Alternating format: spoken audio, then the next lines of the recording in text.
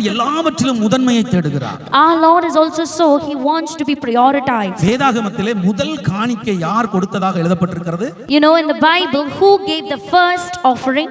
Coin Abel. Cain and Abel. இதிலே யாருடைய காணிக்கையை கர்த்தர் அங்கீகரித்தார்? Among these two, whose offering was accepted? ஆபேலுடைய காணிக்கையை கர்த்தர் அங்கீகரித்தார். It was Abel.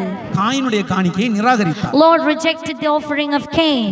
தேவன் ஏன் அப்படி செய்தார்? Why did God do so? Coin காய்கறிகளை படைத்தான்.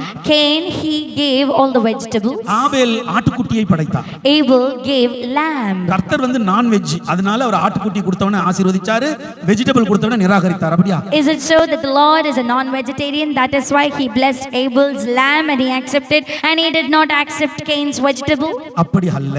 It is not so. கர்த்தர்